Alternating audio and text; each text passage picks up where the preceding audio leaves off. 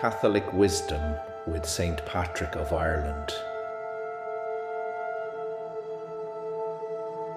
I, Patrick, a sinner, a most simple countryman, the least of all the faithful and most contemptible to many, had for father the deacon Calpurnius, son of the late Potitus, a priest of the settlement of Banavem Taburniae.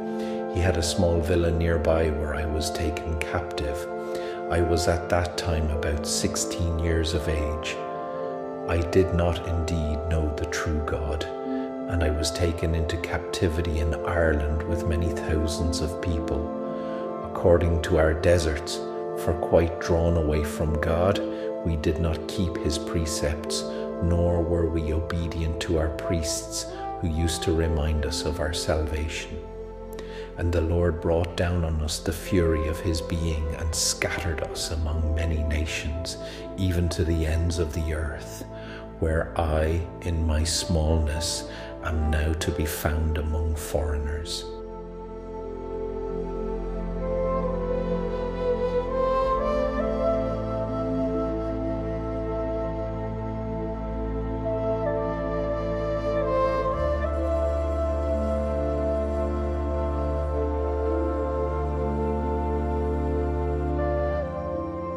I am then, first of all, countrified, an exile, evidently unlearned, one who is not able to see into the future, but I know for certain that before I was humbled, I was like a stone lying in deep mire, and he that is mighty came, and in his mercy raised me up, and indeed lifted me high up, and placed me on top of the wall.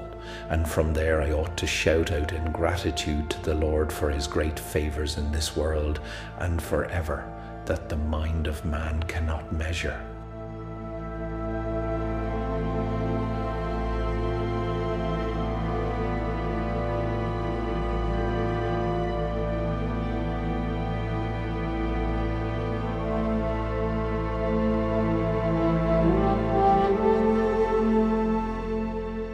A second time, after many years, I was taken captive. On the first night I accordingly remained with my captors, but I heard a divine prophecy saying to me, "You shall be with them for 2 months." So it happened. On the 60th night the Lord delivered me from their hands.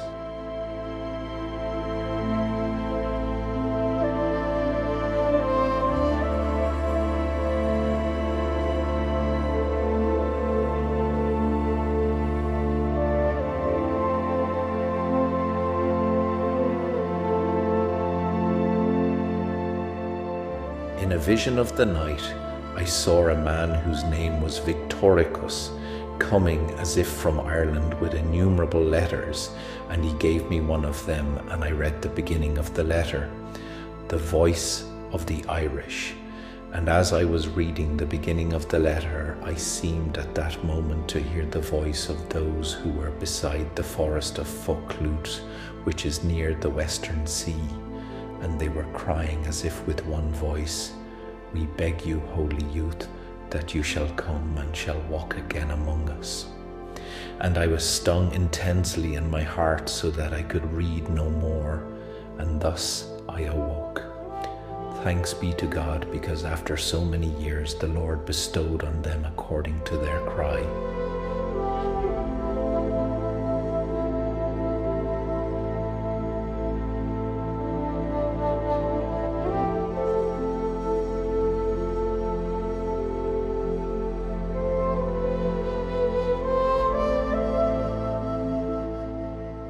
I used to stay out in the forests and on the mountain, and I would wake up before daylight to pray in the snow, in icy coldness, in rain, and I used to feel neither ill nor any slothfulness, because as I now see, the Spirit was burning in me at that time. And it was there, of course, that one night in my sleep I heard a voice saying to me, "You do well to fast. Soon you will depart for your home country." And again, a very short time later, there was a voice prophesying, "Behold, your ship is ready."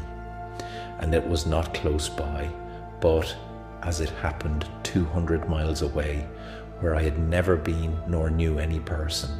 And shortly thereafter I turned about and fled from the man with whom I had been for 6 years, and I came, by the power of God, who directed my route to advantage, and I was afraid of nothing until I reached that ship.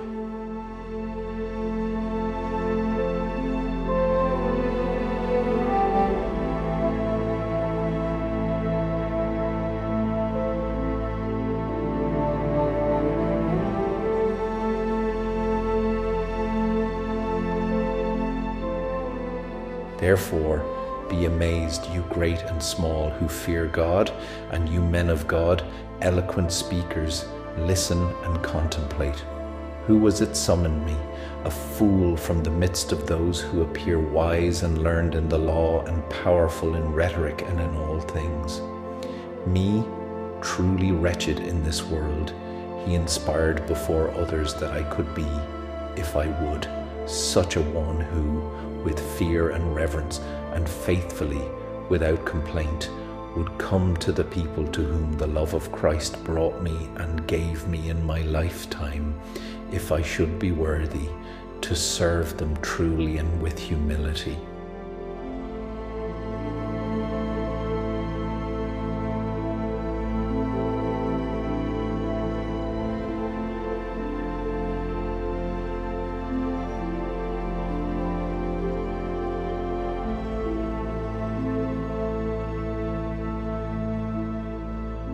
I cannot keep silent, nor would it be proper. So many favors and graces has the Lord deigned to bestow on me in the land of my captivity. For after chastisement from God and recognizing him, our way to repay him is to exalt him and confess his wonders before every nation under heaven.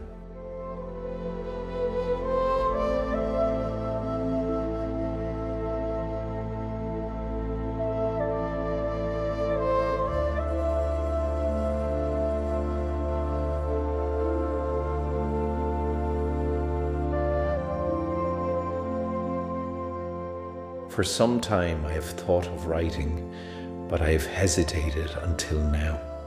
For truly I fear to expose myself to the criticism of men, because I have not studied like others, who have assimilated both law and the Holy Scriptures equally, and have never changed their idiom since their infancy, but instead were always learning it increasingly to perfection, while my idiom and language have been translated into a foreign tongue. So it is easy to prove from a sample of my writing, my ability in rhetoric and the extent of my preparation and knowledge. For as it is said, wisdom shall be recognized in speech and in understanding and in knowledge and in the learning of truth.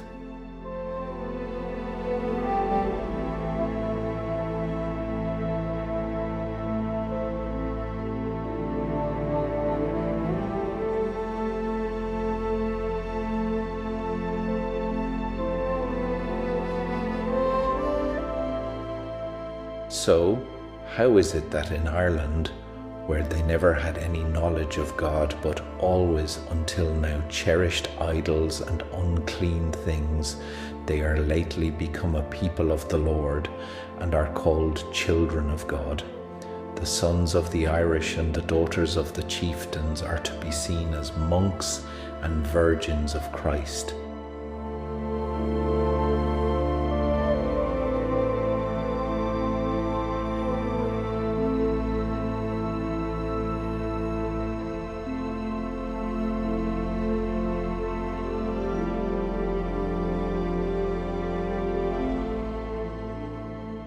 So I hope that I did as I ought, but I do not trust myself as long as I am in this mortal body, for he is strong who strives daily to turn me away from the faith and true holiness to which I aspire until the end of my life for Christ, my Lord, but the hostile flesh is always dragging one down to death, that is, to unlawful attractions.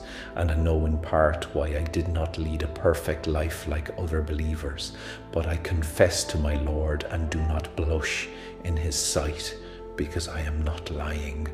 From the time when I came to know him in my youth, the love of God and fear of him increased in me, and right up until now, by God's favor, I have kept the faith.